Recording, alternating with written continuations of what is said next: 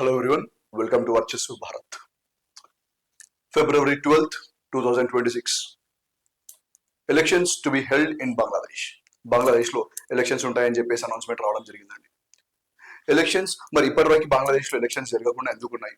అసలు ఎలక్షన్స్ ఇప్పుడు కండక్ట్ జరగబోయే ఎలక్షన్స్ అనేవి రెగ్యులర్ ఎలక్షన్స్ అయినా otherwise these elections are somewhere to restore democracy that was lost in Bangladesh. Bangladesh గురించి మీకు తెలిసిందే అంటే చాలా మందికి that recently that was 1.5 year back చూసినట్టయితే Sheikh Hasina who was the prime minister of Bangladesh was ousted from Bangladesh. ఆమెని బంగ్లాదేశ్ నుంచి వెలియడం జరిగింది. రాదర్ వెలియడం అనదు, మనం ఆమె ప్రాణాన్ని గుప్పెట్లో పెట్టుకుని అక్కడ నుంచి పారిపోవడం జరిగిందండి. Because there was threat to her life. చాలా మంది వాళ్ళ ఫ్యామిలీకి సంబంధించిన వాళ్ళని కూడా చంపేయడం జరిగిందండి. మరి ఈ ఇన్సిడెంట్స్ అన్ని ఎందుకు జరగడం జరిగినాయి? ఈ షేక్ హసీనా బంగ్లాదేశ్ నుంచి ఎందుకు పారిపోవడం జరిగింది అనే విషయాల గురించి మనం చూడబోతున్నామండి. మరి కరెంట్లీ షేక్ హసీనా ఎక్కడుంది? షేక్ హసీనా కరెంట్లీ చూసుకుంటే ఇండియాలోనే ఉందండి. ఇండియాకి అసైలం గురించి రావడం జరిగింది, శరణార్థ గురించి ఇండియాకి రావడం జరిగింది. ఇండియాకి వచ్చిన తర్వాత there was an application that was made to యూరోప్కి ఒక అప్లికేషన్ పెట్టుకోవడం జరిగింది. నేను యూరోప్కి రావాలనుకుంటున్నాను, దట్ టు పర్టికులర్ యూకేకి ఏమనిందంటే మాకు శరణార్థం కావాలండి యూకే లోపల. పర్టికులర్లీ యూకేకి ఎందుకు అడగడం జరిగింది అంటే Europe usually gives asylum to these people. మన ఇండియాను చూసుకున్నట్టయితే నీరవ్ మోడీ కానివ్వండి, లేదంటే విజయ్ మాల్యా కానివ్వండి, హూ ఆర్ ఎకనామిక్ అఫెండర్స్ కి యూజువల్లీ యూరోప్ శరణార్థం ఇస్తుంది. ఇండియాలో ఒక చట్టం కూడా తీసుకురావడం జరిగిందండి, ఫ్యూజిటివ్ ఎకనామిక్ అఫెండర్స్ అని చెప్పేసి. ఎవరైతే 100 crores కంటే ఎక్కువ స్కామ్ చేస్తారో వాళ్ళ కోసం వీళ్ళు పారిపోయిన తర్వాత చట్టం తీసుకురావడం జరిగింది. మరి ఇంత ఎకనామిక్ అఫెండర్స్ వీళ్ళని ఎందుకు వాళ్ళు అసైలం ఇస్తున్నారు యూరోప్ అంటే వాళ్ళ డబ్బుల గురించి యూరోప్ వాళ్ళ ఇన్వెస్ట్మెంట్స్ అనేది అక్కడ తీసుకెళ్లి they will be developing their nations asylum ఇవ్వడం జరుగుతుంది అక్కడ. What if India does the same? సరే, యూరోప్ అక్కడ వాళ్ళకి అసైలం ఇవ్వడం జరుగుతుంది. But when we speak of Sheikh Hasina, మరి ఆమె దగ్గర డబ్బులు లేవా? అప్లికేషన్ ఆమెది రిజెక్ట్ చేయడం జరిగింది యూకే. ఆమె దగ్గర డబ్బులు లేవా అని మరి 100 కోట్లు 1000 కోట్లు ఉండొచ్చు. మరి ఈమె అసైలం రిజెక్ట్ చేయడానికి రీజన్ ఏంటి బై యూకే అంటే because of the influence of USA వచ్చేసి యూకేకి చెప్పడం జరిగింది, ఈమెని అలో చేయకండి మీ కంట్రీకి అని చెప్పేసి. అరే, వేరే వాళ్ళందరినీ రాణిస్తున్నారు, ఇంత డబ్బులు ఉన్నాయి, మరి ఈమెను ఎందుకు రానియట్లేరు వీళ్ళ కంట్రీకి అంటే because of the statement that was given by Sheikh Hasina against USA. అసలు యుఎస్ఏకి అగేన్స్ట్ గా స్టేట్మెంట్ ఎందుకు ఇవ్వడం జరిగింది, ఆ స్టేట్మెంట్ ఏంటి అనే విషయాలు తెలుసుకునే ముందు అసలు Sheikh Hasina basically is pro India అండి. ఇప్పుడు చూసుకుంటే Bangladesh is turning pro Pakistan. But Sheikh Hasina చూసుకున్నట్టయితే ప్రో ఇండియా ఉండింది. ఎందుకు షేక్ హసీనా ప్రో ఇండియా ఉండింది అంటే because her father Sheikh Mujibur Rahman 1971 when there was East Pakistan అంటే కరెంట్ డే బంగ్లాదేశ్ అండి. 1971 లో బంగ్లాదేశ్ పోయి ఈస్ట్ పాకిస్తాన్ పోయి బంగ్లాదేశ్ రావడం జరిగింది. ఇప్పుడు కరెంట్లీ చూసుకున్నట్టయితే ఈ బంగ్లాదేశ్ లోపల షేక్ ముజిబుర్ రెహమాన్ కి అగేన్స్ట్ గా వాళ్ళు ప్రొసెషన్స్ తీయడం జరిగింది. అంతేకాకుండా ఆయన ఉన్న ఇంటిని కూడా ధ్వంసం చేయడం జరిగింది. That is how the crisis has been in Bangladesh. ఆయన ఎందుకు అటాక్ చేయడం జరిగింది అంటే because he was pro India and ఆయన స్టెప్స్ ఫాలో అవుతూ Sheikh Hasina is also pro India. కాబట్టి అసలు ఇంత ప్రాబ్లం కి రావడానికి కారణం ఏంటి అంటే యుఎస్ఏ డిమాండెడ్ అండ్ ఐలాండ్. ఇది చూసుకున్నట్టయితే బంగ్లాదేశ్ కి సంబంధించిన మ్యాప్ అండి. ఇది బంగ్లాదేశ్ మ్యాప్ చూసినట్టయితే కింద టు దిస్ పాయింట్ ఇక్కడ ఒక సెయింట్ మార్టిన్స్ ఐలాండ్ అని చెప్పేసి ఒక ఐలాండ్ ఉందండి, Saint Martin's island. USA desperately wanted this island to establish its naval fleet. Indian ocean లోపల యుఎస్ఏ ఒక నేవల్ ఫ్లీట్ కావాలని చెప్పేసి ఎప్పటి నుంచో ప్లాన్ చేసుకుని ఉంది. And they asked Bangladesh that we need this island, but categorically speaking Sheikh Hasina did not allow this. She was very firm and not stating directly that it is USA. ఆమె ఒక speech లో చెప్పడం జరిగింది ఏంటంటే ఒక పవర్ఫుల్ కంట్రీ మాకు ఈ ఐలాండ్ అడుగుతుంది, బట్ ఆ కంట్రీకి ఇచ్చినట్టయితే that will be disturbing the nation, కాబట్టి మేము ఇవ్వదలుచుకోలేమని చెప్పిందండి. అంతే. అప్పటి నుంచి ఆమె తొలగించే ప్రాసెస్ స్టార్ట్ అయింది. ఆమెను తొలగించే ప్రాసెస్ లోపల యుఎస్ఏ స్టెప్స్ తీసుకోవడం జరిగిందండి. ఇప్పుడు మీరు చూసినట్టయితే this is the map of India around which the entire story will be revolving. Saint Martin's Island is somewhere very close to that of Bangladesh here. ఇక్కడ సెయింట్ మార్టిన్స్ ఐలాండ్ ఉందండి.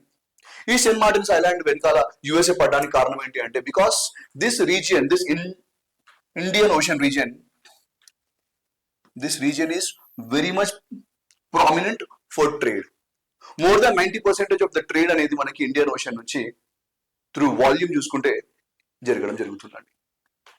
మరి ఇంత important strategic trade route ని control చేయాలంటే మనకి ఏం కావాలండి అంటే నేవల్ స్ట్రెంత్ అనేది చాలా ఎక్కువ ఉండాలండి. ఇక్కడ ఈ నేవల్ స్ట్రెంత్ ఎస్టాబ్లిష్ చేయాలని చెప్పేసి ఎన్నో కంట్రీస్ ఇక్కడ వాళ్ళ ప్రామినెన్స్ ఎస్టాబ్లిష్ చేయాలని చెప్పేసి నేవల్ ఫ్లీట్స్ ఎస్టాబ్లిష్ చేస్తున్నాయండి.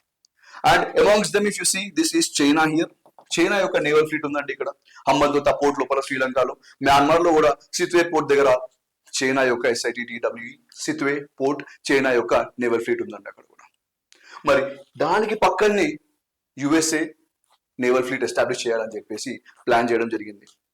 ఇక్కడ చూసినట్టయితే this is Hambantota port of China and ఇక్కడ చూసుకుంటే సిత్వే పోర్ట్ అండ్ మ్యాన్మార్ లో కూడా ఉండడం జరిగిందండి. ఇప్పుడు USA wants to have that region control. మరి ఓవరాల్ గా చూసుకున్నప్పుడు మనకి వరల్డ్ కి ఒక మెసేజ్ ఇవ్వాలి ఏంటంటే ఇది ఇంటర్నల్ ఇష్యూ, ఇంటర్నల్ క్రైసిస్ అని చెప్పి చూపించుకోవాలి. కాబట్టి ఆమెని రీప్లేస్ చేసి ఎవరిని తీసుకొని రావడం జరిగింది అంటే ఆ Nobel laureate by the name Mohammad Yunus. He is the current prime minister of Bangladesh. మరి నోబెల్ లారెట్ అంటే అంత పెద్ద మనిషి అయినా, అంత గొప్ప మనిషి అయినా నోబెల్ ప్రైజ్ రావడం జరిగింది కదా. ఇక్కడే అండి మనం అర్థం చేసుకోవాల్సిన విషయం ఏంటంటే ఈయన మొహమ్మద్ యూనిస్ ఎవరైతే ఉన్నారో ఈయనకి నోబెల్ ప్రైజ్ రావడం జరిగింది అరౌండ్ 2006 లో రావడం జరిగిందండి. అండ్ దాని వెనకాల కూడా his association with that of this Clinton family, democratic party of కి సంబంధించిన క్లింటన్ ఫ్యామిలీకి ఈయన ఎన్నో డొనేషన్స్ చేసేవాడండి. ఈయన ఎన్నో డొనేషన్స్ మిలియన్స్ ఆఫ్ డాలర్స్ లో డొనేషన్ చేసినవాడు ఈయన మొహమ్మద్ యూనిస్.